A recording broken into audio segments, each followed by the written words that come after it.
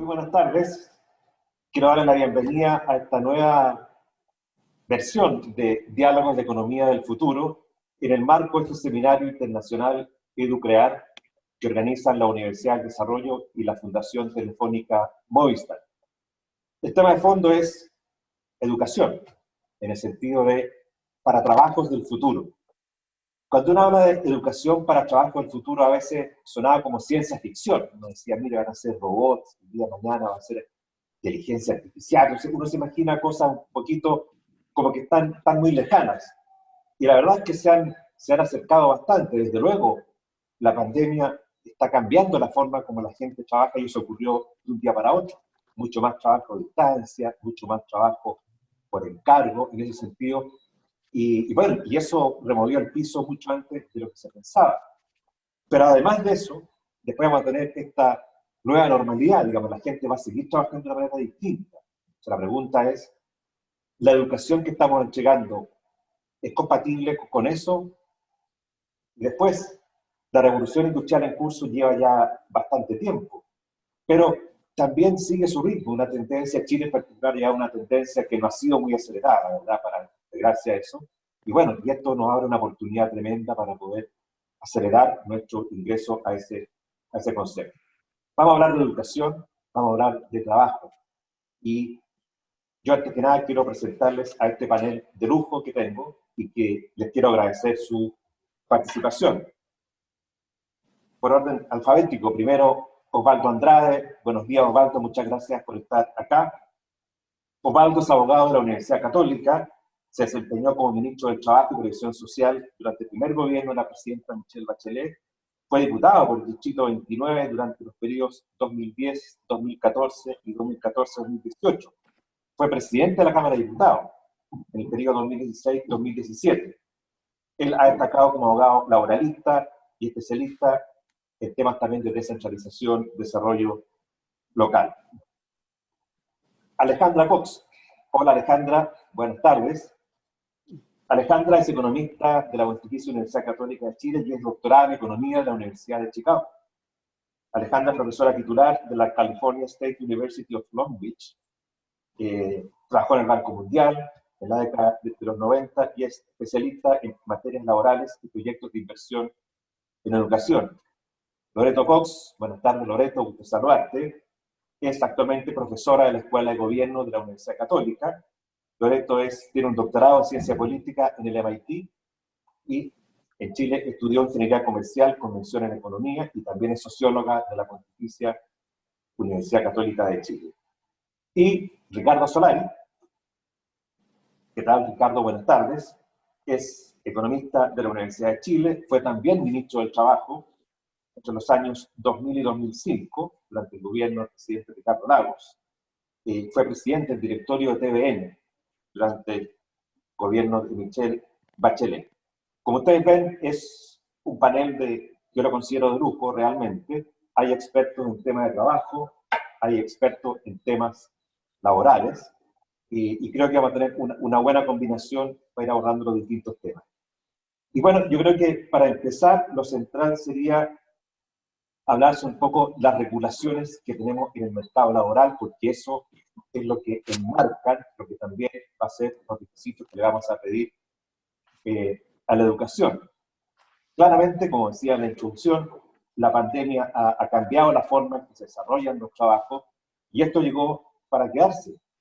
Y si uno mira la actual regulación que tenemos, tiene mucho del siglo pasado, literalmente, cuando las formas de producción eran distintas, cuando todos tenían que estar en un mismo lugar físico, y ahora eso ha cambiado, las cosas se hacen a distancia, la pandemia ya muchas personas están trabajando ya a distancia, se requiere otro tipo de habilidades, mucha gente hace trabajos por encargo, y bueno, necesitan mucho más flexibilidad. Pero cuando se habla de flexibilidad, muchas veces se asocia a precariedad. Y bueno, en mi opinión, el más precario de los trabajos es el que se pierde, que no se crea. Tenemos que adaptar. Creo que ya nos quedamos bastante atrás en ese sentido. Entonces, este me gustaría que fuera el primer tema, y esta primera pregunta se la hago a Osvaldo Andrade, en el sentido que, con todo lo que hay aquí hay bastante pasión cuando se discuten estos temas. Waldo también es un apasionado en esto. Y mi pregunta sería, si hubiera que elegir 3 ejes en los cuales centrarse para abordar este tema, ¿cuáles elegirían ustedes? ¿Cuál elegirías tú, Osvaldo, como los primeros ejes centrales para abordar este tema de la regulación laboral en el nuevo contexto que estamos viviendo? Bien, primero, buenas tardes. Muchas gracias por la invitación. Realmente es un gusto poder participar en un panel con tan distinguidos panelistas. Trataré de ser lo menos apasionado posible en mis apreciaciones de forma tal de no generar ningún tipo de contratiempo. Yo empezaría por decir lo siguiente. Efectivamente, la pandemia y la crisis social que hemos visto a propósito de lo que se ha dado en llamar el estallido ha generado un cambio bien importante en el ámbito de lo que se ha dado en llamar el mercado del trabajo. La tasa de desempleo ha superado el 15%, más de 1 millón y algo de trabajadores están en esa condición. La tasa de empleo supera casi el 40%.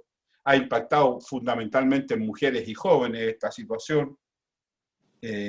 Por primera vez la fuerza de trabajo es menor a los inactivos. Hay 800.000 trabajadores con contratos suspendidos o con jornada reducida, con grande incertidumbre respecto a cómo viene la continuidad laboral.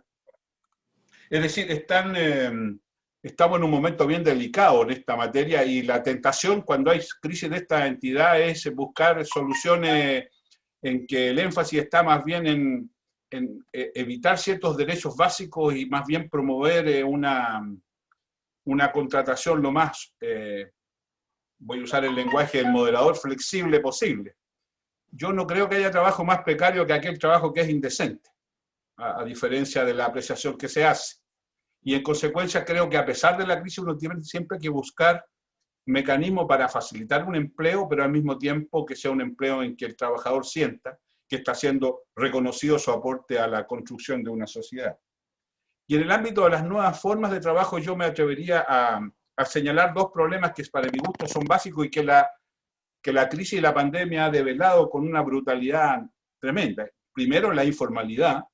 Yo debo reconocer que tal vez en forma autocrítica durante todos los gobiernos de la transición hicimos un gran esfuerzo para regular derechos y cosas de esa naturaleza, y nos olvidamos un poco de ese inmenso mundo, varios millones de trabajadores que están en la informalidad, que no tienen ningún tipo de cobertura o prestaciones sociales, que son del autoempleo, el feriano, el colectivero, el taxista, las aplicaciones, a pesar de que ahora hay un fallo reciente y hay un proyecto al respecto, los trabajadores por cuenta propia. Es decir, tenemos un mundo que no tiene ningún tipo de, que trabaja, que tiene un vínculo laboral con sí mismo finalmente, o con una entelequia, pero que no tiene una relación laboral formal regida por nuestra norma. Quiero agregar como dato anexo un empleo que es formal e informal, que es el honorario, que se ve mucho en el sector público y que constituye una transgresión brutal desde el punto de vista de la realidad a lo que es la norma vigente. No es casual que sean innumerables los juicios laborales que están hoy día presentando trabajadores a honorario y que están siendo obtenidos sentencias favorables. A eso agregamos la reciente dictación del procedimiento de tutela que también se va a aplicar en el sector público, incluido las Fuerzas Armadas. Así que vamos a tener ahí una fuente de conflictividad bien complejo. El segundo problema que quiero plantear al respecto es el tema del cuidado. En Chile tenemos una cantidad impresionante de trabajo no remunerado, que tiene que ver con el cuidado de hijos, con el cuidado de menores, con el cuidado de personas vulnerables, con el cuidado de ancianos, con el cuidado de la casa. Fundamentalmente es un trabajo femenino y no tiene ningún tipo de remuneración. Y créame que es un tema realmente relevante y además económicamente muy importante. La frase de me pagan por cuidar hijos ajenos y nadie me paga por cuidar los hijos propios es una frase que uno escucha con cierta reiteración en el último tiempo. Y en materia de legislación laboral, y ya en lo concreto de su consulta, yo creo que es clave terminar con esta disyuntiva entre flexibilidad y precariedad. Y hay un concepto nuevo que se ha ido acuñando y que valdría la pena desarrollar, y tal vez el mundo empresarial pudiera tener en eso un esfuerzo mayor, que es la adaptabilidad pactada, con titularidad sindical y con control administrativo. En general se ha ido demostrando que el diálogo social al interior de la empresa es fundamentalmente, a veces mucho más relevante que la norma legal. En Chile tenemos la tendencia a transformar todas estas cosas en normas, esencialmente porque hay una relación asimétrica, porque los abusos han sido parte de nuestra historia, y en consecuencia avanzar en un proceso en que las partes involucradas, sin que necesariamente sea el Estado o el gobierno el que sea actor relevante de eso, se pongan de acuerdo para establecer nuevas formas de trabajo al interior de la empresa, a mí me parece que pudiera ser lo más moderno, lo más interesante a desarrollar en el futuro.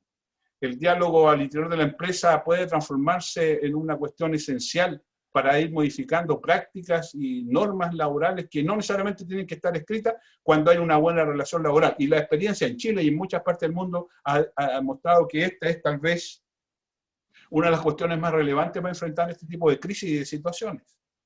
En lo más específico, yo me atrevería a reiterar el proyecto que quedó a medio camino, a pesar de la mesa técnica que en su momento el gobierno creó, yo fui parte de ello, por eso puedo hablar con toda propiedad, respecto a la reducción de la jornada a las 40 horas. Mire, la jornada de 48 horas está demostrada por razones médicas incluso, que genera trastornos psíquicos en los trabajadores. Y hoy día lo que tenemos es una jornada de 48 horas que está, incluido naturalmente las horas extraordinarias, que permite esta transgresión brutalmente. Yo creo que con gradualidad y como lo plantea la mesa técnica, creo que valdría la pena. Esto significaría un mejoramiento bien sustantivo en las formas de trabajo y podría tener un impacto en lo inmediato en el tema de ingresos, pero a la larga estas cosas se van regulando. En segundo lugar, yo creo que hay que limitar el tema de la hora extraordinaria. No tiene mucho sentido. En Chile se abusa de la hora extraordinaria y claro, el trabajador, como tiene una remuneración mayor, las ve como una solución a sus problemas de ingresos más evidentes. De algún momento pensé algún mecanismo de jubilación anticipada para que ellos tuvieran, bueno, después de los retiros del 10%, uno y otro, uno patrocinado por la oposición, otro patrocinado por el propio gobierno, se hace muy difícil hablar de estas cosas, ¿no es cierto? Y hay que modificar el seguro cesantía para ampliar la cobertura, para ampliar la extensión y para ampliar la suficiencia. Ahí hay recursos aposados, se ha transformado más bien en un fondo de inversión, más que en un fondo de cobertura social. Ricardo podrá hablar con más propiedad de esto, porque fue en el gobierno del presidente Lagos en que se instaló este seguro, a pesar de la crítica tremenda de la oposición de entonces y del empresariado de entonces. Mírenlo como ha sido un factor de solución de muchos problemas a propósito de la crisis. Y otras medidas que yo me atrevería a señalar, aunque no me gusta mucho el concepto del subsidio, porque creo que son cuestiones más transitorias, pero creo que son inevitables, son ampliar la cobertura de los subsidios del 40 al 60 y eventualmente el 80%. Le ruego que usted me dé una señal de tiempo si me estoy excediendo y así lo ocupo en la próxima intervención, Hernán, con toda confianza. Sí, yo te voy a redondear esta idea para después avanzar a la otra. Muy bien. Respecto a los subsidios, yo me generaría una ampliación de la cobertura, enfatizaría el tema del subsidio en las mujeres y en los jóvenes, en particular en las mujeres jefas de hogar, haría un programa especial para el cuidado infantil y las personas dependientes, y si bien es cierto, habría un proceso de subsidio en general, creo que ampliar la cobertura a aprendices, a otros sectores, discapacitados y factores de ley, pudiera ser una buena fórmula. Dejo para la próxima intervención el tema del teletrabajo, que me parece que requiere una mayor ampliación de su contenido. Gracias, Hernán. Alejandra, bueno, Osvaldo habló de muchos temas, es un recorrido amplio por todo lo que está vinculado al mundo de las regulaciones laborales y habló de la flexibilidad pactada, habló mucho de la informalidad y también tenemos que tener... Adaptabilidad. Sí, perdón. Adaptabilidad pactada. Y tenemos que hablar también de esta informalidad que hoy día se ve. Bueno, en parte las nuevas tecnologías van a incentivar eso porque las personas van a trabajar en forma independiente. Es la forma como mejor se van a poder insertar a este mundo nuevo. Pero en fin, ¿cuál es tu visión, Alejandra, de esto? Buenos días a todos, Osvaldo, Hernán, Ricardo y Loreto. Estoy muy impresionada que me hayan invitado y muy contenta de poder participar desde mi casa en Los Ángeles, California. Déjame partir por la idea de que la pandemia efectivamente ha profundizado un proceso que ya estaba en curso. Se ha visto tanto en Chile como en el mundo entero un aumento en la polarización en el mercado de trabajo, mayores diferencias en los niveles de ingreso, que de hecho, si ustedes tal vez no van a creer, pero el nivel de polarización en Chile es menor que el que se ha dado en casi todos los otros países más desarrollados.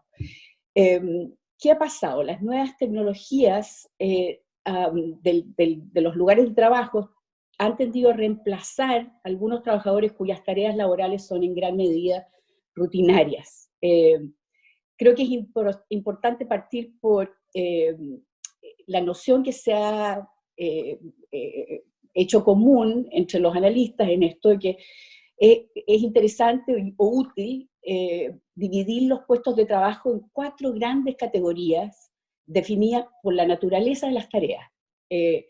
Rutinarias versus no rutinarias, cognitivas versus manuales. Son como 2 parejas, ¿ya? Rutinarias versus no rutinarias y cognitivas versus manuales. Los trabajos de rutina son los que siguen reglas relativamente establecidas y consisten en acciones repetidas, para las cuales la tecnología, los computadores, etcétera, los programas preparados, pueden simplemente reemplazar en gran medida el trabajo humano. Y el problema es que para competir con las máquinas, que son por hora el trabajo mucho más barato, se trataría de bajar los salarios demasiado, por lo tanto esos trabajos se han ido eliminando. Por el contrario, los trabajos no rutinarios requieren flexibilidad y a menudo habilidades sociales, y la segunda dimensión, cognitiva versus manual, refleja habilidades mentales versus físico de las tareas. Los trabajos cognitivos no rutinarios terminan en este proceso en la parte superior de la jerarquía. Dependen en gran medida de las habilidades de razonamiento, abstracto, tienden a pagar bien y generalmente emplean a individuos altamente educados, incluyendo principalmente ocupaciones profesionales y técnicas, gestión, medicina, derecho, ingeniería, diseño técnico. Los trabajos manuales rutinarios y rutinarios en general se concentran hacia la mitad de la distribución del salarial y de habilidades. Incluyen trabajos de oficina como contabilidad y trabajo administrativo, así como ocupaciones que implican actividades repetitivas de producción o monitoreo.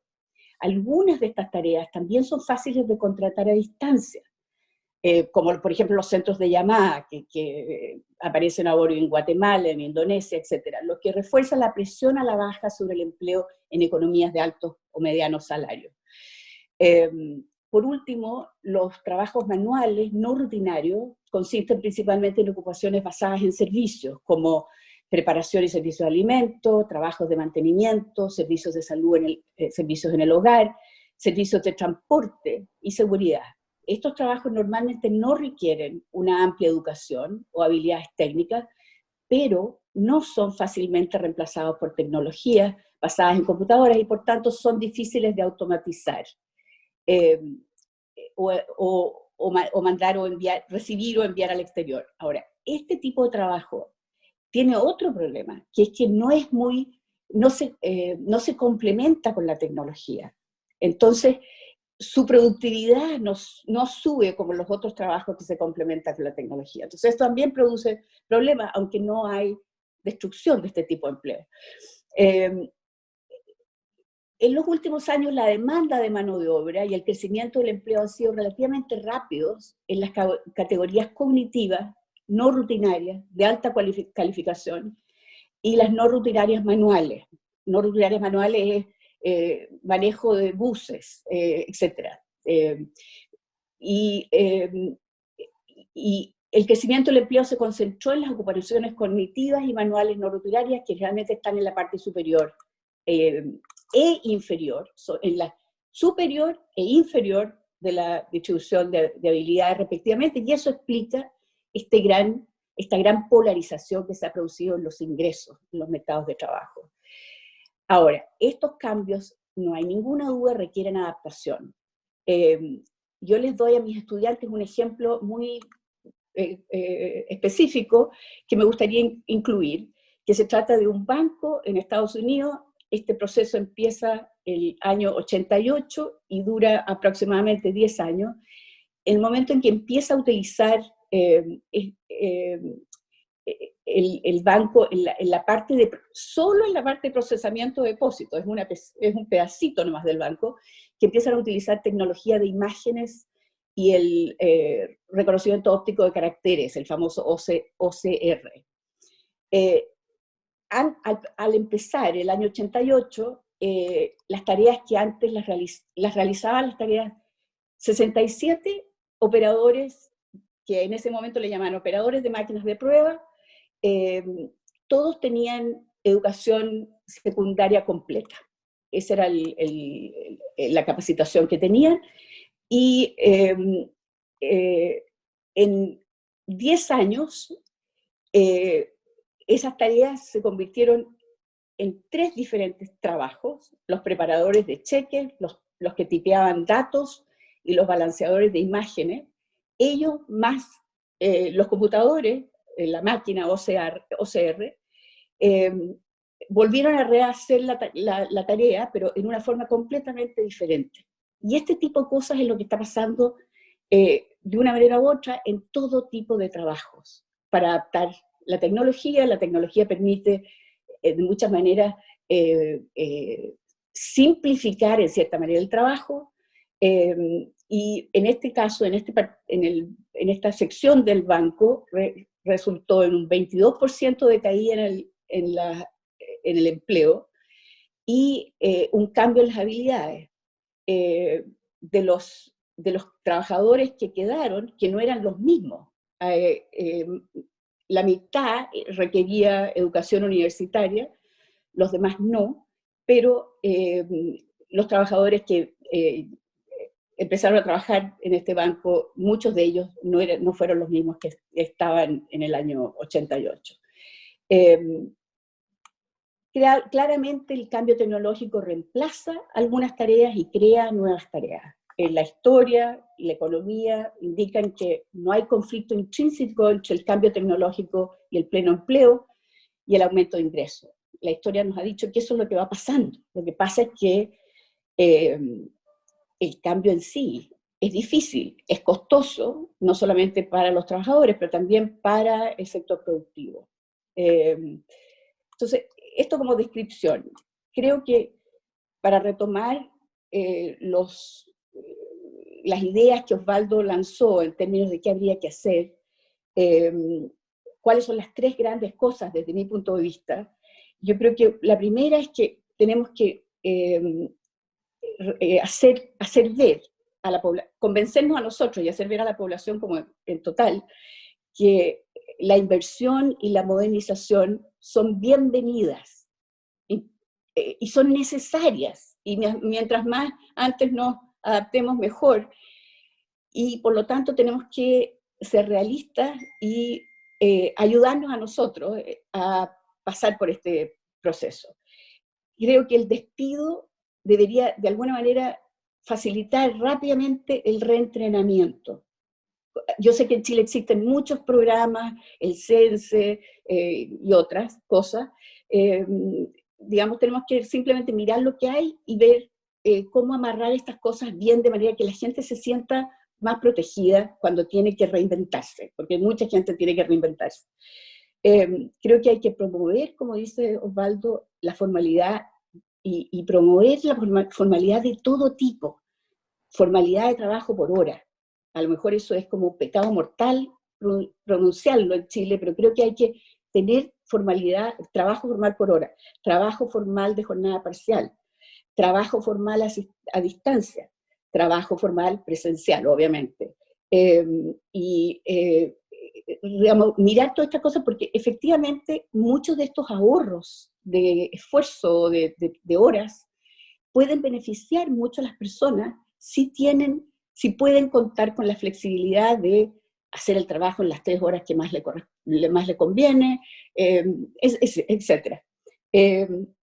Con respecto a la adaptabilidad pactada, es un concepto grande, me imagino que incluye muchas cosas, como ideas parece correcta, pero yo creo que tiene que darse en el contexto de entender que la modernización va a requerir cambios y que no toda la gente que trabaja va a poder seguir en el mismo lugar. Digamos, esto que parece aterrante es simplemente una realidad. Modificar el seguro de cesantía me parece importante, sobre todo porque tengo entendido que este es un seguro que está pensado para gente que trabaja en forma, por horario completo y en forma continua, y que esto es un tema que también se está viendo en otros países, incluyendo Estados Unidos, de que, por ejemplo, hoy día con la pandemia, el seguro de cesantía, que ha sido el gran puente de transferencia de ingresos, bueno, mucha gente en el sector independiente no estaba inscrito, entonces han tenido que buscar maneras alternativas de llegar a ello. Dejo por ahí mi intervención de este momento. Muchas gracias. Bueno, entonces, para cerrar, Ricardo, esta parte de la primera pregunta, respecto, bueno, ¿cuáles son las 3 ejes en los cuales hay cambios regulatorios? Y bueno, también tú fuiste mencionado como uno de los artífices de la creación del seguro de cesantía, así que puedes hablar sobre eso también, obviamente. Sí, mira, pero quería contar una pequeña anécdota, porque cuando yo asumí el ministerio fue en el año 2000, y una de las primeras llamadas que recibí fue de un señor de la UDD que se llamaba Joaquín Lavín, ¿ya? Y Joaquín me dijo, mira, Ricardo, pudiéramos hacer una conversación sobre qué va a pasar con el mundo del trabajo e Internet, ¿ya? Eso fue hace 20 años atrás, ¿ya? Internet, ¿ya? Y era toda una cosa muy novedosa, ¿ya? Quiero decir que el alcalde actual, ¿ya? Tenía una aproximación bastante más pragmática y más realista de lo que eso iba a pasar que muchos de los que estaban en ese debate, que eran en el fondo gente que venía del mundo de la tecnología y que consideraban que estábamos en una nueva, digamos, en una nueva resurrección, que aquí la vida misma iba a cambiar para siempre, ¿no? Pasado 20 años y estamos conversando sobre las mismas materias. Ya quería mencionarlo porque ocurrió en la UDD, ¿ya? Ese es un punto. El segundo es el siguiente. Yo quería decir que hay que partir siempre afirmando lo que está diciendo digamos Alejandra, perdona, que es que el progreso técnico está asociado digamos, al Internet de las cosas, a todas las formas que hay de utilización de datos como materia prima, inteligencia artificial, etcétera, etcétera. Ha sido, hasta el momento, y había sido hasta antes de la pandemia, un factor muy relevante en la creación de puestos de trabajo en prácticamente todo el mundo. Es decir, a más tecnología, más empleos se iban creando en los países, y contra la teoría nudista, se llamaba antiguamente. Eso no, digamos, no está destruyendo empleos, sino que creando nuevos empleos. Y eso me parece muy importante decirlo, porque aquí en el fondo han pasado cosas que se han derivado de esta pandemia. En el caso de Chile, el estallido social, que tenía mucho más que ver con dignidad y derechos que con una cierta discusión más estrictamente vinculada a los temas del mundo del trabajo, que estaban también presentes. Entonces, parto de ese punto de vista para decir que, existiendo esta realidad y esta capacidad tremenda dinámica de desarrollo de las fuerzas productivas, de la expansión de la tecnología, también ha dado lugar a un mercado de trabajo que ya tenía unas dualidades muy establecidas antes, para que estas se fueran siendo consolidadas básicamente en lo que yo llamaría 2 grandes brechas complejas. Entonces voy a ir a hablar ya claramente en el caso de Chile. Una, de la brecha de acceso al conocimiento y a la tecnología misma, material, física, ambas brechas. Y segundo, una brecha de género también tremenda que tiene nuestro mercado laboral, ¿ya? Entonces quiero dejar estos 2 temas establecidos para decir que la pandemia lo que hizo fue, infortunadamente, si bien es cierto, ha provocado muchos cambios en prácticas, en formas de producir, etcétera, ha acentuado estas brechas de un modo bien triste, ¿ya? Entonces, uno no solo tiene que imaginar Internet, digamos, todos los potenciales desarrollos que hay a partir de los datos, sino que también imaginar todos los problemas y las tremendas tensiones que esto va produciendo y los fenómenos de exclusión muy graves que se pueden producir ahí. ¿Ah? Entonces, yo creo que hay que atender a las dos dimensiones, la dimensión positiva del impacto en el crecimiento, en el progreso, en la capacidad de ser más autosustentables por parte de esta apropiación y masificación de estas tecnologías, y por otro lado el fenómeno de dualización y de exclusión social que simultáneamente se va produciendo, ¿ya? Y quisiera entonces, desde esa lógica, y no quiero, digamos, alargarme porque ha estado bastante como complementario el enfoque, decir que creo que si eso es así, hay que tomar estos nuevos fenómenos y particularmente los que más se han desarrollado y tratar de incorporarlos de alguna manera a unas formas de convivencia que le den formalidad a los puestos de trabajo, que le den derechos y protecciones a quienes cumplen funciones laborales y que simultáneamente con esos requisitos pueda potenciar la productividad, digamos, en una situación del país que la requiere, porque requiere crecer y requiere que las personas, las familias y los actores y el Estado tengan más ingresos, ¿ya? Entonces, hay áreas sobre las cuales yo creo trabajar. A mí las que me parecen más urgentes, yo creo que es muy, muy importante, digamos, todo lo que tenga que ver con la capacidad que la política pública y que la acción privada pueda hacer para fortalecer el trabajo femenino en Chile. ¿Ya? Ahí estamos teniendo un retroceso que tiene un impacto. Cuando yo era ministro estábamos en un periodo donde la tasa de participación laboral se estaba moviendo entre 45 y 50%, y se llegó a imaginar hacia, me imagino, fines de la gestión de Osvaldo ya una tasa mucho más alta, etc. Hoy día que volvimos a los niveles de 1990 en Chile. Esas son más o menos las cifras. O sea, estamos en un retroceso tremendo, tremendo, ¿ya? Eso yo diría que es para mí un tipo de acción prioritaria. La segunda es que si de alguna manera estamos tratando de decir que aquí digamos, se está produciendo un fenómeno de mucha, digamos, de mucha transitoriedad en el empleo, hay que atender ese fenómeno. La existencia de decenas de miles de choppers, como se les llama en el lenguaje, en el bilingüismo, a esta enorme cantidad de migrantes que recorren todas las ciudades de Chile, desde Arica hasta Punta Arenas, con sus motitos o sus bicicletas, ¿ya? Eso es una masa laboral que está en una condición de altísima precariedad, ¿ya? Que ha hecho esencial esta imagen del chopper, la vida concreta y la vida material de millones de familias chilenas, ¿ya? Y también de cientos de millones de familias chinas y de varios cientos de millones de familias europeas. Es una nueva realidad la logística asociada a ese comercio, pero eso requiere una mirada desde el punto de vista del trabajo y del futuro, ¿ya? Y requiere también, en estas clasificaciones que hacía Alejandra, digamos, una instalación que no admita que esto sea un eslabón de altísima precariedad y de baja remuneración, ¿no? Sino que esto esté asociado a un cierto enfoque de personas que pueden estar en una posición laboral determinada, en el caso de ellos básicamente porque son jóvenes, pero pueden transitar a otras posiciones de mayor calificación y con mayor entrenamiento. Me parece que esa área es muy relevante.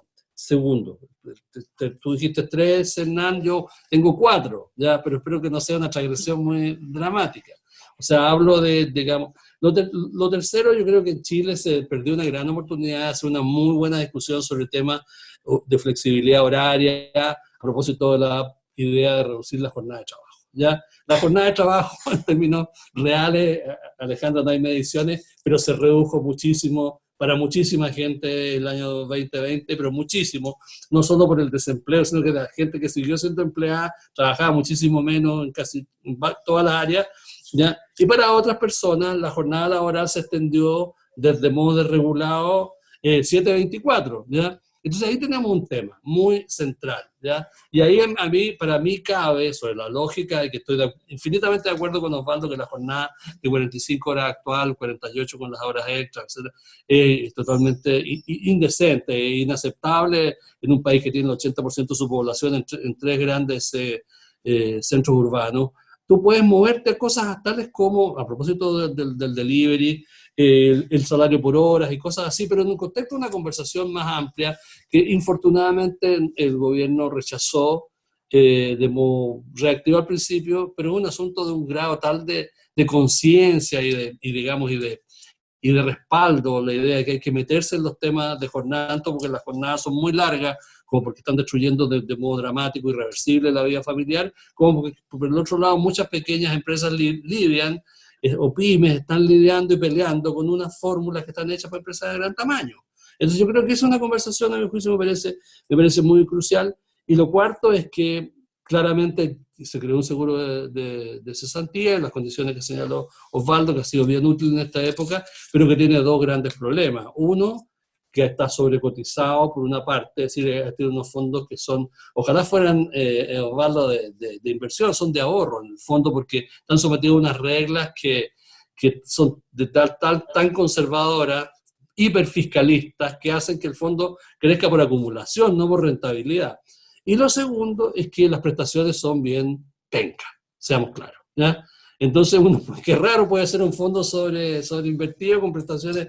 Entonces, es que el fondo no está teniendo funcionalidad esta dinámica de destrucción y creación de puestos de trabajo que se está creando en el contexto de esta nueva realidad, que yo creo que en el próximo año en materia laboral se va a poner todavía más desafiante que este año, que teníamos un parón así como fuerte, pero el próximo año ya la cosa va a ser más parecida a la normalidad, y aquí las dualidades, las exclusiones, las brechas se van a sentir con más fuerza de lo que se estaba sintiendo en este año tan atípico. Con todo el mundo vacunado, pero el próximo año. Bueno, esto nos mueve de forma natural al tema de la... ¿Tú quieres decir algo? Sí, quiero hacer una acotación cortita. Yo me enfoco más en los temas de educación, así que voy a intervenir más ahí, pero quería colgarme de un punto que plantó Ricardo de cómo la pandemia ha hecho crecer las brechas de género. Creo que es un tema realmente preocupante, que tenemos que tener un ojo ahí muy fuerte, y en el corto plazo creo que es fundamental que el gobierno y que los distintos actores y la sociedad en su conjunto pongamos como prioridad reabrir los colegios. Esto creo que es fundamental para que las mujeres puedan irse incorporando más al mundo del trabajo, porque dadas las condiciones culturales, en general el cuidado de los niños tiende a recaer más sobre ellas, y además tiene efectos importantísimos en la educación de los niños y niñas, que yo creo que además van a tender a aumentar las brechas por nivel socioeconómico en la educación, y con efectos de muy largo plazo. Entonces creo que es un motivo más por el cual tenemos que poner un ojo en abrir los colegios rápido. Gracias. Bueno, yo quiero partir por ti ahora en la segunda tema, que surge de forma natural del anterior, de la regulación, que es, bueno, hay personas que han perdido su trabajo, ¿cómo reinsertarlos en el mercado laboral? Porque una cosa es la regulación en términos de flexibilidad horaria, cosas de ese estilo, pero otra cosa es qué habilidades van a requerir para poder insertarse, porque vienen de un mundo distinto. La digitalización es algo que ha crecido mucho, teletrabajo en particular, y bueno, y hay mucho esfuerzo de capacitación que la historia ha mostrado que no ha funcionado muy bien, esa es la verdad. Entonces, quería preguntarte a ti, primero, Loreto, si bien tu especialidad en la educación superior, si tuvieras como una mirada aérea, así que, ¿qué te parece que podrían ser algunas pistas para avanzar en tema de mejor capacitación para que entregar lo que los trabajadores de verdad necesitan? Bueno, muchas gracias, Hernán.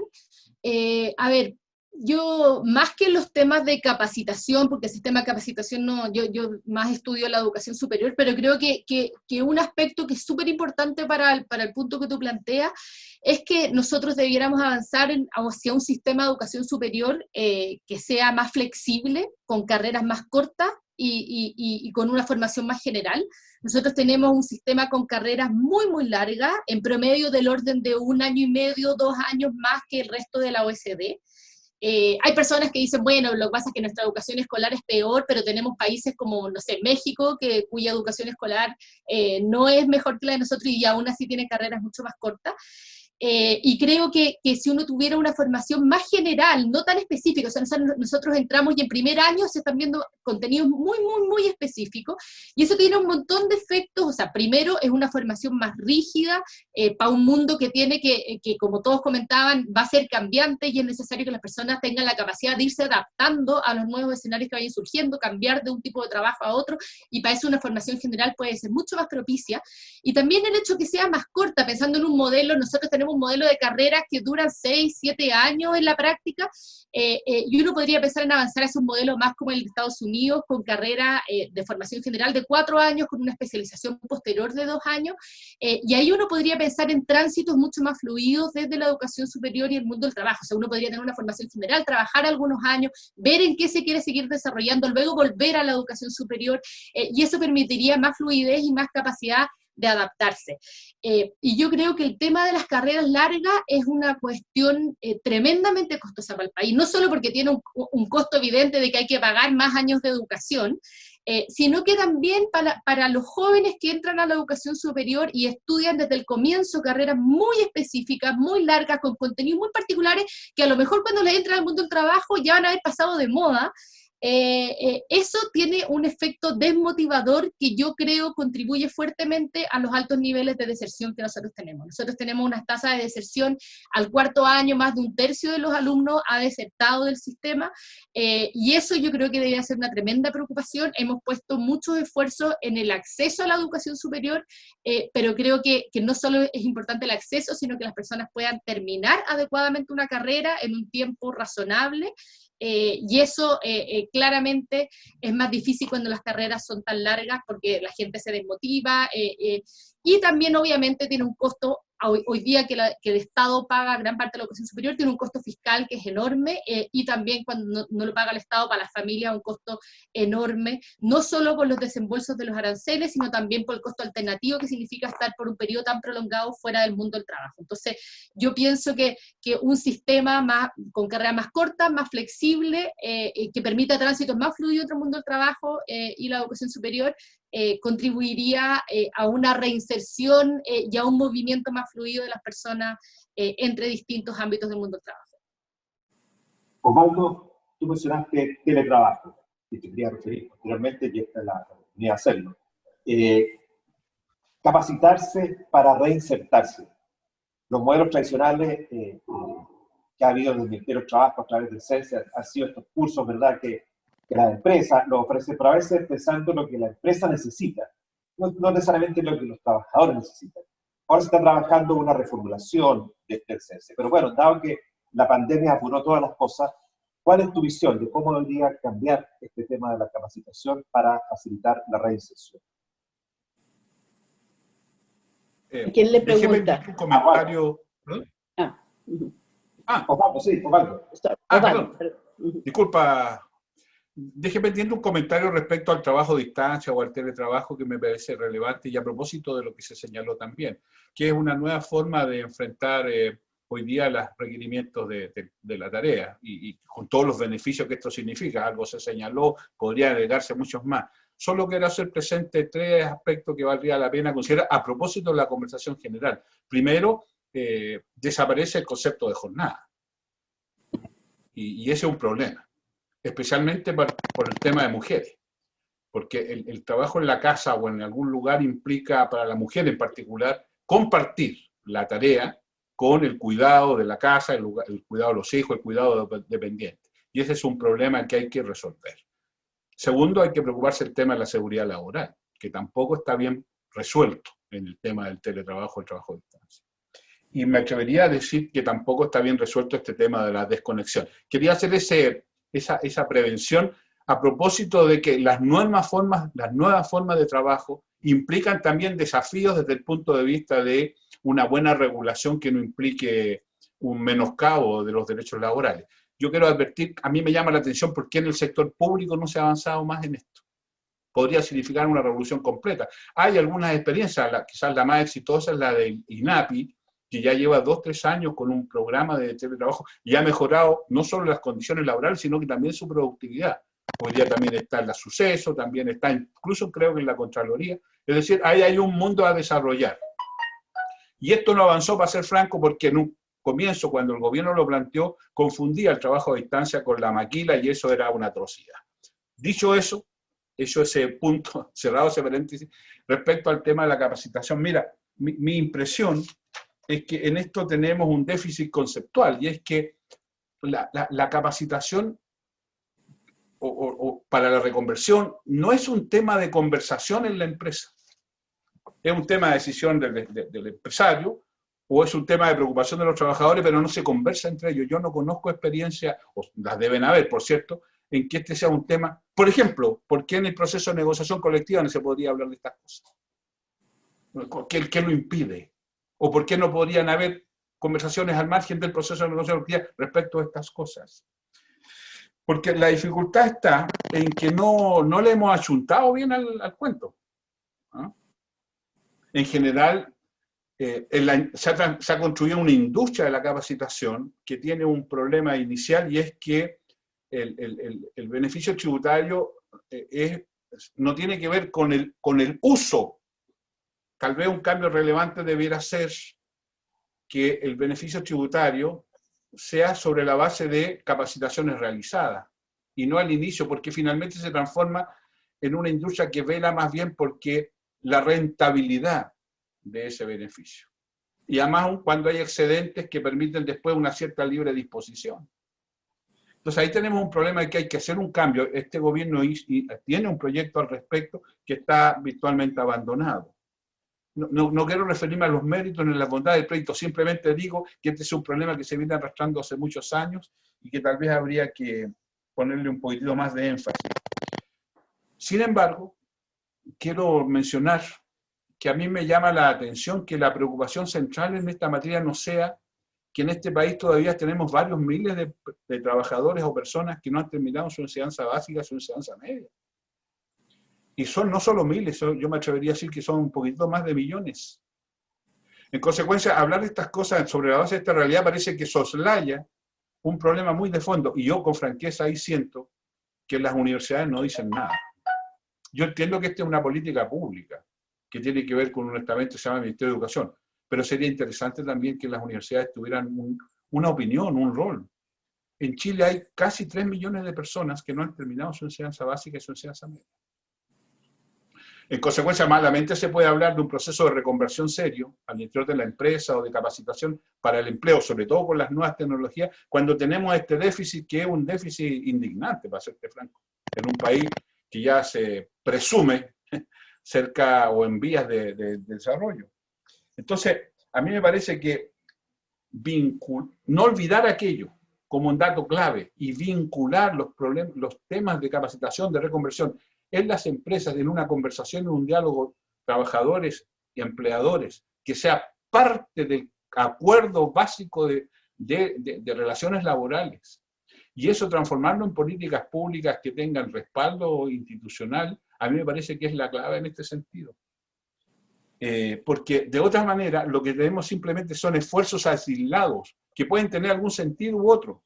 Fíjese usted, yo cada vez creo que es menos son las industrias que piden capacitación, yo creo que más bien es la industria de la capacitación la que ofrece capacitación. Desde su enfoque, y desde su enfoque fundamentalmente de la rentabilidad de los cursos, más que de la necesidad objetiva del mercado o de una industria en particular. Entonces hemos tenido ahí un desafortunado desacople que tenemos que resolver. Yo echo de menos una política general de capacitación que no solo provenga del estamento público, sino que también converse con las entidades universitarias respecto de este tema.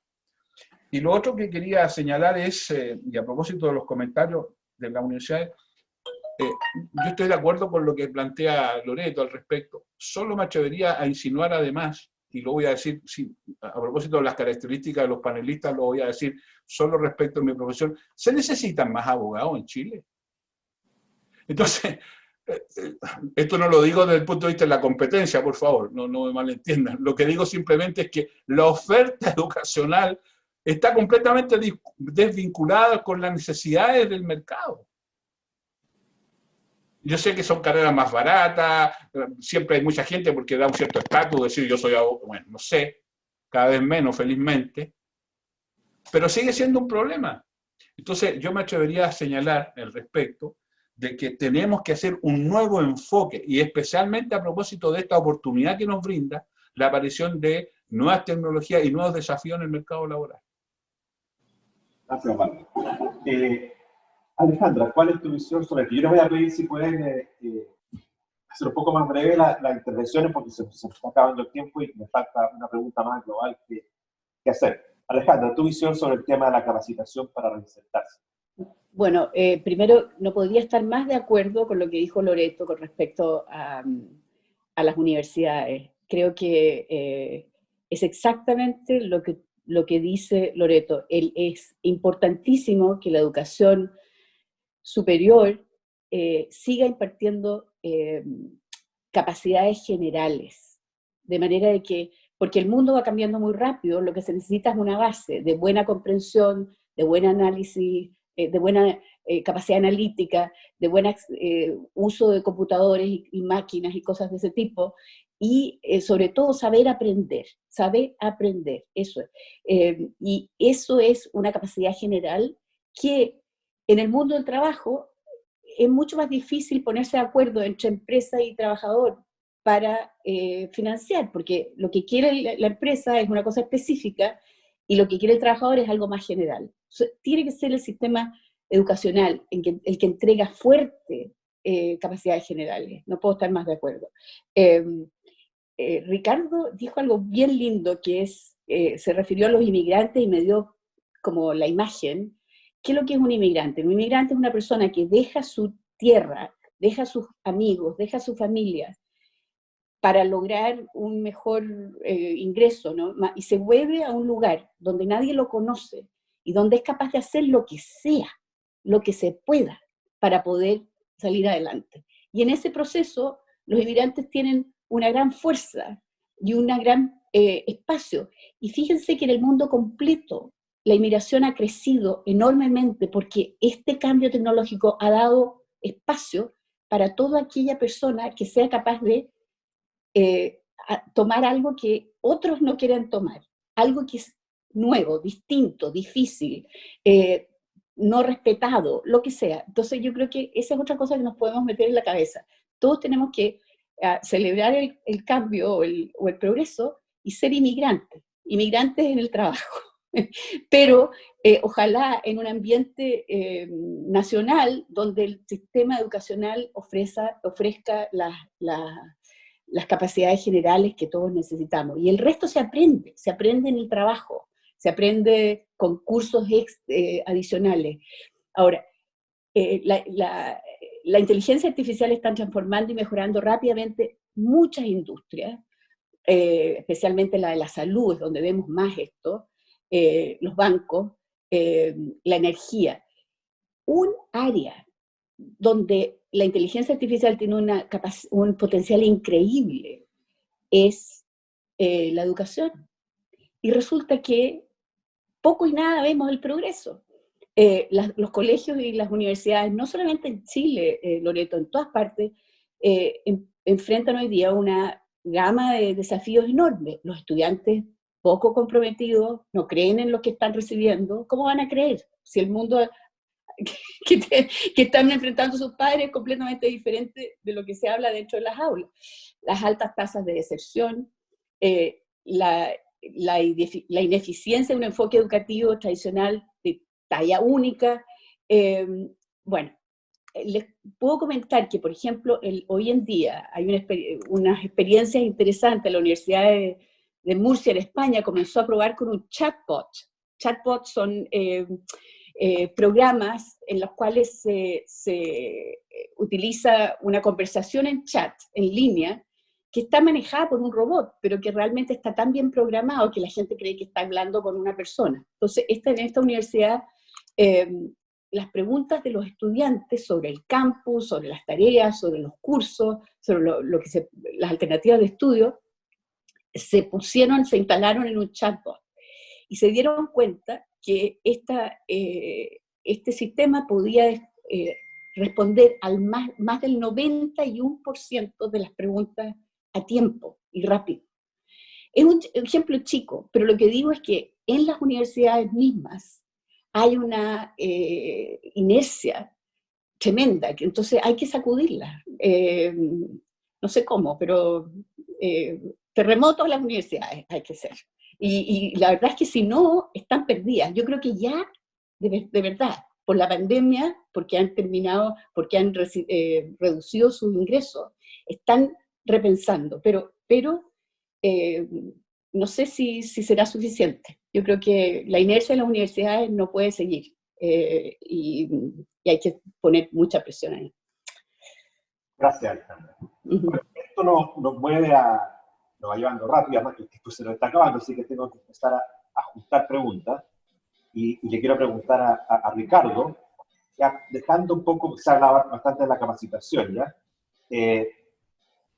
Hay dos temas que me preocupan. Uno es el de la calidad de la educación en el siguiente sentido. Cuando uno mira los temas que se discuten hoy día respecto de cómo volver a crecer en el futuro, uno ve que están, por un lado, la postura más clásica, si ustedes quieren, de que, bueno, el Estado tiene que crear las condiciones para que el sector privado desarrolle su potencial.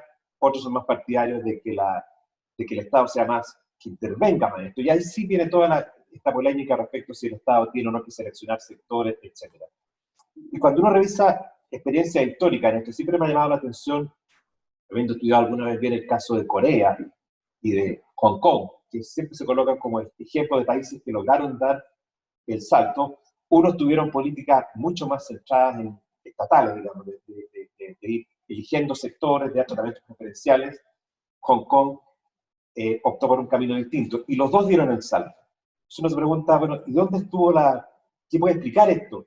Si uno escudriña un poco más, uno se da cuenta que un común denominador para ellos fue la calidad de la educación. Ambos tenían eso. O sea, más allá que una política industrial con uno u otro sesgo, al final es la calidad de la educación que influye mucho, y creo que en Chile estamos ante él.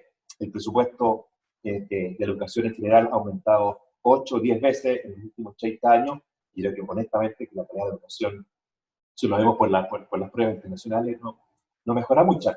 Y justo con eso lo ligo, porque tengo que contestar las dos preguntas, que el tema de la educación superior, digamos, que un poco la que convoca finalmente a este seminario, que es cómo hacer para que la educación superior entregue una formación que sea más adecuada a las necesidades laborales del futuro. ¿Cuál es tu visión sobre esto, Ricardo?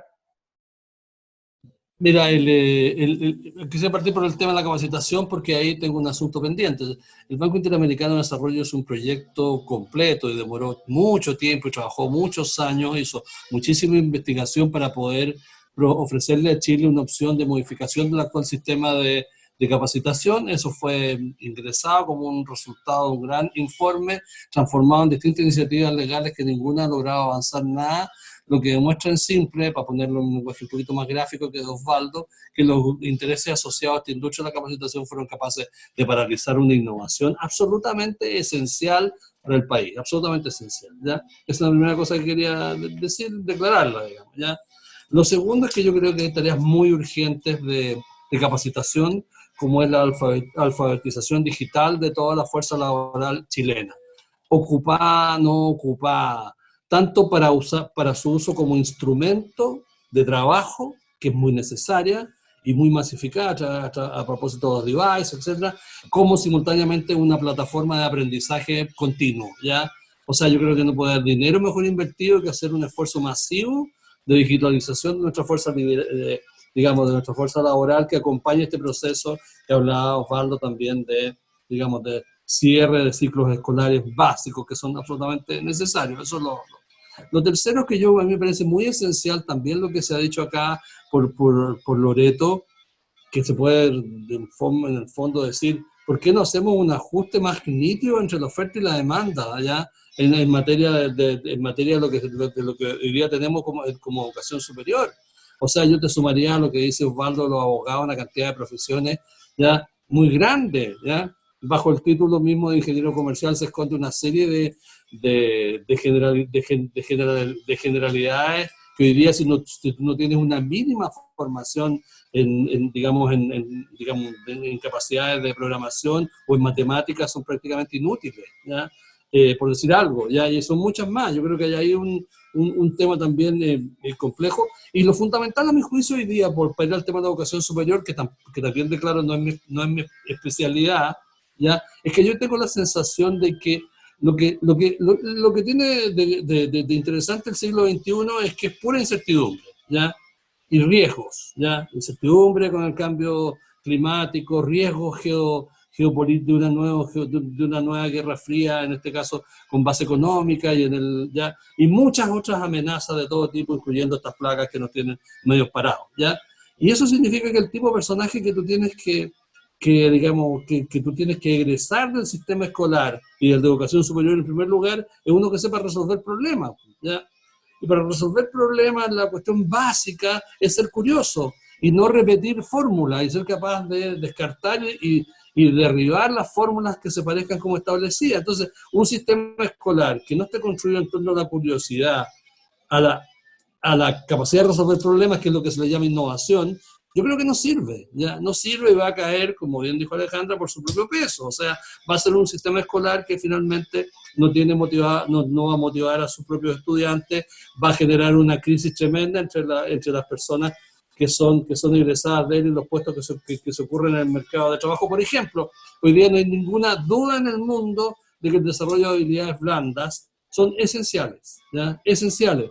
Incluso para poner cohetes en Marte se requieren habilidades, porque la cuestión principal que está muy en crisis es la cooperación, es la colaboración, pero está en crisis por otro lado en la inmensa oportunidad, que cuando hay cooperación se produce una vacuna, los señores Pfizer producen una vacuna en 5 meses, que en otra época se habría demorado 20, ¿ya? Y se requiere también autonomía, o sea, tú tienes que tener un sistema de educación superior que promueva la curiosidad, el pensamiento crítico, la cooperación, valores blandos, liderazgo y la autonomía, gente que es capaz de tomar decisiones. Yo creo que si hace eso un sistema de educación superior, ya me parece que sería algo que estaría más o menos acorde con las dudas y las dificultades que tenemos sobre el futuro. Gracias. Bueno, en este panel hay alguien que ha estudiado bastante el tema de la educación superior en Loreto. Así que me gustaría preguntarle a ella ahora, bueno, ¿cómo ves tú el tema de la educación superior, de los desafíos laborales para el futuro? Tú has desarrollado muchos instrumentos de medición, ya mencionaste el tema de la necesidad de cortar las carreras. Tenemos ahora un tema de acreditación, ¿verdad? Ha provocado bastante preocupación en muchos sectores porque tiende a ser como un modelo único, con un tipo de restricciones que impiden hacer cosas muy distintas. La acreditación en general en Chile está muy vinculada a que las universidades produzcan muchos papers académicos de parte de sus profesores, lo cual está bien, pero se le han cerrado mucho los espacios a que el profesor también puedan hacer cosas con sus alumnos, ya sea emprendimientos de nueva iniciativa, hacer transferencia tecnológica, etc. Bueno, Loreto, te dejo a ti la palabra para este tema. Muchas gracias. A ver, yo creo que aquí hemos hablado y en general se habla mucho de la educación del futuro, pero a veces ni siquiera tenemos resuelta la educación del presente. O sea, uno ve hoy día que estamos educando en educación superior a una cantidad de gente impresionante. O sea, hoy día del orden de la mitad de los jóvenes en Chile va a la educación superior, tenemos 1.200.000 estudiantes en educación superior. Eso hace solo 3 décadas era, no sé, 6 veces menos. Entonces es un cambio radical y como comentaban los comentarios tanto de Ricardo como de Osvaldo, ocurre que muchos de esos graduados terminan y no logran insertarse adecuadamente en el mundo del trabajo porque en el fondo no ha ido necesariamente articulado de la demanda por esos profesionales el crecimiento en la educación superior. Y lo que se observa, y hay un montón de trabajos académicos que lo encuentran, es que hay rentabilidades muy, muy distintas por carrera, por institución, pero sobre todo por carrera, y lo cierto es que el sistema chileno tiene muy pocos instrumentos de política pública que apunten a resolver estos problemas de desajuste entre lo que las personas podrían querer de la educación superior y lo que realmente pueden obtener al seguir ciertas carreras en el mercado laboral. Y ahí yo quiero plantear un punto que a mí me parece muy importante. Nosotros además avanzamos recientemente hacia la gratuidad. Hoy día estamos financiando, el Estado está financiando a gran parte de los jóvenes que van a la educación superior totalmente.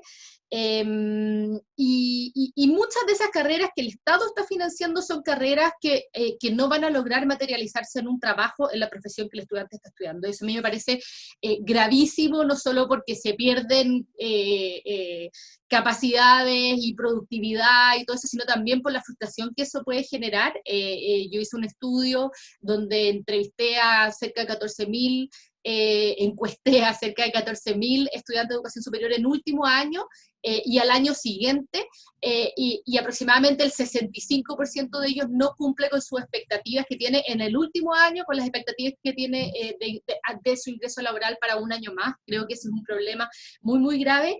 Y ahí yo creo que hay un instrumento específico. O sea, uno podría pensar en tener como requisito para las instituciones para que se adscriban a gratuidad, ponerle ciertos requisitos de empleabilidad y las condiciones de empleabilidad de sus egresados. Uno podría pensar en esa línea. Y otra línea de instrumentos para resolver a ese problema podría ser a través de los aranceles regulados. El Estado regula los aranceles que le entrega a los estudiantes, o sea, a las universidades donde van los estudiantes con gratuidad. Y la decisión que se optó, como quedó la Ley de Educación Superior del año 2018, es que esos aranceles se definen en función de los costos. Cosa que es tremendamente complicada de estimar, como cualquier persona que ha trabajado en costeo sabe que es muy difícil estimar costos, y es difícil hacerlo para el costo del agua potable. Imaginémonos lo más difícil que es para cuando estamos hablando de algo tan complejo como educación superior. Y además produce la pregunta que una carrera puede ser muy, muy cara de producir, muy, muy costosa de producir y no aportar ningún valor, mientras que una carrera podría ser muy barata de producir y aportar un tremendo valor. Entonces yo pienso que nosotros debiéramos avanzar hacia un esquema en que los aranceles regulados se definan en función del valor que aportan al estudiante y a la sociedad. Uno podría tener medidas de aporte a la sociedad, pero fundamentalmente al estudiante. La gran mayoría de los jóvenes que van a la educación superior, y eso se observa en las encuestas, lo que busca la educación superior son mejores oportunidades laborales, tener una vida mejor que la que tuvieron sus padres, etc.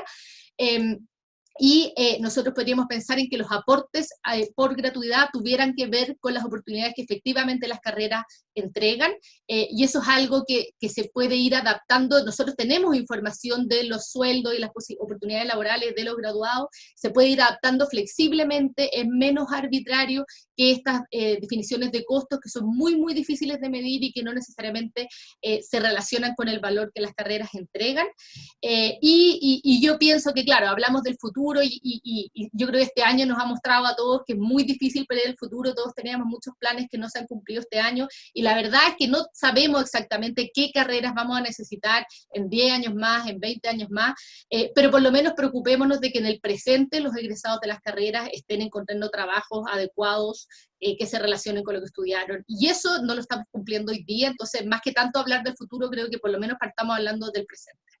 Muchas gracias.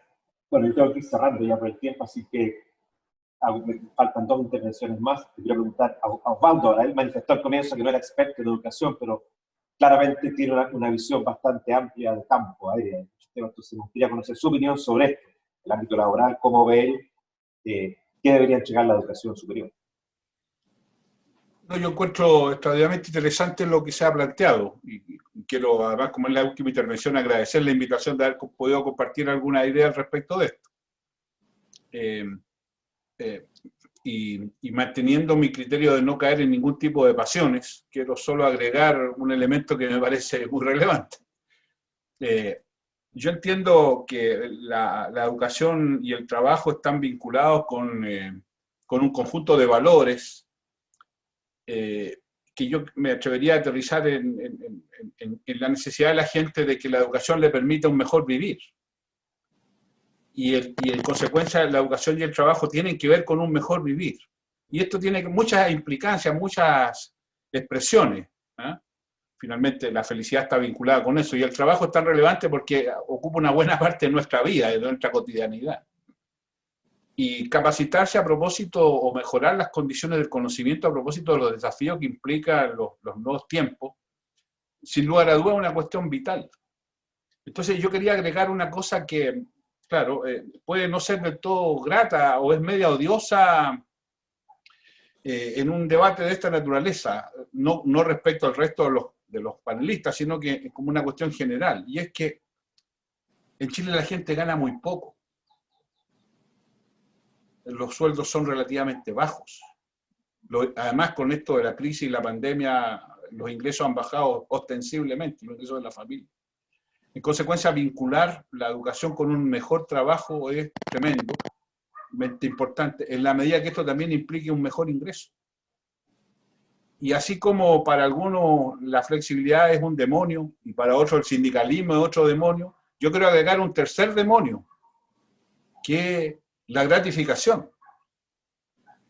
Es decir, si yo me capacito, si yo mejoro y en consecuencia hago un mejor aporte a la productividad en una empresa, ¿qué gano yo con eso? Al margen de la satisfacción. ¿Qué gano yo con eso? ¿Cómo a mí se me retribuye este esfuerzo? Me capacité, hice el esfuerzo, estoy en mejores condiciones de enfrentar los nuevos desafíos, pero sigo ganando lo mismo.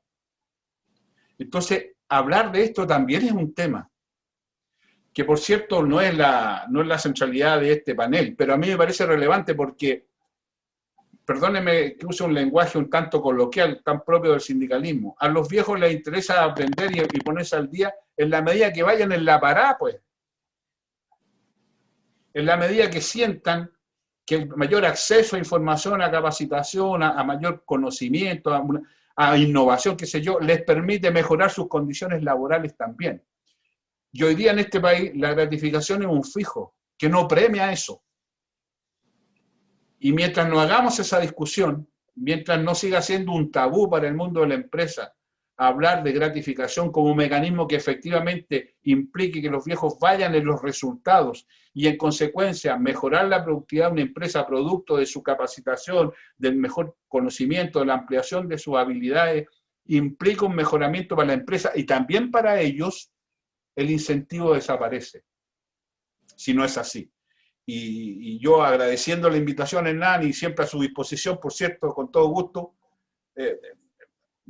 me pareció importante agregar este elemento que no está vinculado probablemente con la educación en sí mismo, pero que sí tiene mucho que ver con lo que sucede al interior de la pega, que finalmente es lo que debiera también preocuparnos. Muchísimas gracias. Tú tienes toda la razón, Osvaldo. O sea, yo estoy completamente de acuerdo en que hay que los frutos de la mejor educación, de la mejor capacitación, al final la persona también, aparte de la gratificación, espera que eso se vea reflejado en mejores salarios. Obviamente, en mercados que son bien competitivos y que de verdad hay posibilidad de fluir de uno para otro, yo creo que se va reconociendo la mejor capacitación que tienen esas personas. O sea, yo estoy de acuerdo con eso. Pero eso es un tema para otro panel, así que te dejo ya comprometida. Alejandra, te toca cerrar a ti este tema en 3 minutos, por favor. 3 minutos. Bueno, hago eco de lo que dijo Loreto con respecto a las condiciones de empleabilidad, y ahí yo quisiera distinguir entre la educación universitaria, que supuestamente tiene que dar capacidades o habilidades más generales. Obviamente que hay que tener conciencia de qué es lo que pasa con estos estudiantes, qué pasa cuando se gradúan, etcétera. Pero creo que el sistema de capacitación es el que tiene que tener claramente un pago contra empleabilidad. Y yo lo conocí el sistema chileno en los 90 de esa forma. De hecho, los que entrenaban no lograban conseguir recuperar el costo si acaso las personas entrenadas no tenían un trabajo al final del esfuerzo. Eso yo creo que es clave en el entrenamiento. Y con respecto a lo que acaba de decir Osvaldo, que creo que es fundamental, la gente quiere un mejor futuro y por supuesto que educarse es un esfuerzo y eso tiene que ir una esperanza de premio. Yo creo que a eso yo le agregaría fuertemente la noción de que porque la persona que se entrena va a tener una mejor posibilidad de empleo, lo que no se le puede asegurar es que eso suceda en el mismo lugar donde está trabajando. De hecho, ahí es donde está el gran conflicto, porque el empresario no necesariamente quiere impartir conocimientos que lo hagan al trabajador más competitivo, porque lo va a perder. Por lo tanto, aquí hay una cosa que hay que entender claramente. Capacidades generales, el trabajador se le va. Capacidades muy específicas, a no ser que se le suba el sueldo, ¿me entiendes? capacidades muy específicas de la empresa, el trabajador solamente las va a ver beneficiosas en el empleo. Hay que entender muy bien qué es lo que pasa con esos dos tipos de capacidades y por qué algunas benefician la movilidad o empujan la movilidad y otras no. Y hablarlo francamente y entender que las dos tienen distintas formas de financiamiento y distintos tipos de beneficios para el trabajador y el empresario. Lo dejo ahí. Gracias. Bueno, llegamos ya al final, por lo tanto no me queda sino agradecerles a los panelistas por las presentaciones que hicieron, las observaciones que fueron realizando y bueno, como Universidad de Desarrollo, como Fundación Telefónica Movistar, organizadores de este evento, no nos queda sino dar las gracias a los panelistas. Y bueno, mi reflexión personal es mostrar una vez más que esta instancia se llama Diálogos de la Economía del Futuro y subrayo diálogos.